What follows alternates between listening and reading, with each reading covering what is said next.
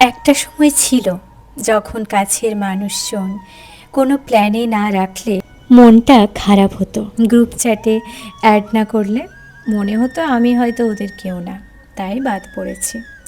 হঠাৎ ঘুরতে যাওয়া, ফ্রেন্ড গেট টুগেদার বা কোনো আড্ডার কথা পরে জানলে এক আকাশ অভিমান হতো। ইউনিভার্সিটির একটা ফ্রেন্ড বিদেশ যাওয়ার সময় অন্য দুই বান্ধবীর সাথে দেখা করে, কিন্তু আমাকে একটা ফোন করেও বলে যায়নি। পুরো ক্যাম্পাস লাইফ খুব ক্লোজ ছিলাম আর কি। তারপর আর তার মুখ দেখিনি কখনো। এত অভিমান হয়েছিল। এই ছোট ছোট অবহেলাগুলো তখন মেনে নেওয়া কঠিন ছিল, এবং এগুলো নিয়ে প্রচুর ইমোশনাল হয়ে পড়তাম বা মন খারাপ করে বসে থাকতাম। কিন্তু সময় মানুষকে অদ্ভুতভাবে বদলে দেয়। এখন আর সেই ফেলো আউট হওয়ার ভয়টা নেই। এখন কেউ কোনো প্ল্যানে ডাকলে আগে ভাবি সেখানে কারা যাচ্ছে, আমার সময় আর এনার্জি সেখানে দেওয়াটা আদেও অর্থপূর্ণ হবে তো। গ্রুপ চ্যাটের ভেতরে চলা হাবিজাবি ড্রামা, পরনিন্দা বা মানুষের অহেতুক ট্রমা এখন আর টান টান উত্তেজনা তৈরি করে না। গ্রুপ চ্যাটের ফালতু ক্যাওস আর ড্রামা থেকে এখন নিজেকে গুটিয়ে নিতেই বেশি আরাম লাগে।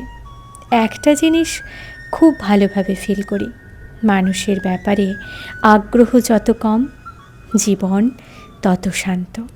আমি যত কম জানব, তত বেশি শান্তিতে থাকব। নিজের মানসিক শান্তিটাই এখন আসল। সত্যি আমি এই জিনিসটা খুব ভালো করে ফিল করেছি। আগে নিজেকে ভালো রাখতে হবে।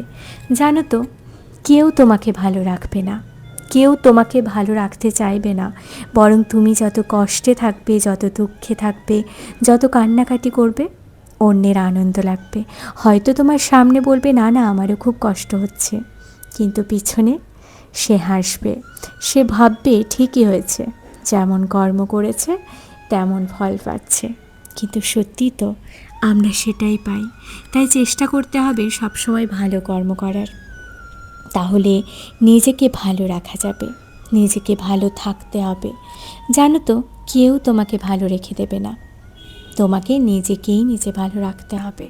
আর নিজেকে যত মূল্য দেবে, নিজেকে যত সময় দেবে, নিজেকে যত সুন্দরভাবে অন্যের কাছে প্রেজেন্ট করবে, জানো তো লোকের সুন্দর জিনিসটা খুব বেশি পছন্দ করে। তোমার সামনে হয়তো বলবে খারাপ কথা বা ভালো লাগছে না, বা ও ভালো নেই দেখাচ্ছে, বেশি সুন্দর নেই, বা ওর মন ভালো নেই, বেশি প্রেজেন্ট করছে নিজেকে ভালো দিকগুলো। মনে মনে কিন্তু জেলাস ফিল করবে, আর চাইবে সে নিজেও লুকিয়ে লুকিয়ে সেই তোমাকে ফলো করতে। তুমি কি করে ভালো আছো, তুমি কি করে সুন্দর আছো, সেই ট্রিক্সগুলো সে নিজেও অ্যাপ্লাই করবে নিজের জীবনে। মানুষের এটাই বৈশিষ্ট্য, মানুষ এটাই করে। আমিও কতগুলো জিনিস আজ মিশো থেকে কিনে ফেললাম মন ভালো করার জন্য, আর এই জিনিসগুলো আমার খুব দরকার ছিল। নেক্সট ভিডিওতে তোমাদের দেখাবো এই জিনিসগুলো আমি কিভাবে সেট করলাম, মানে আমার কাজে কিভাবে লাগলো। চলো আজ তাহলে এইটুকুই থাক, টাটা, আসি, আবার দেখা হবে।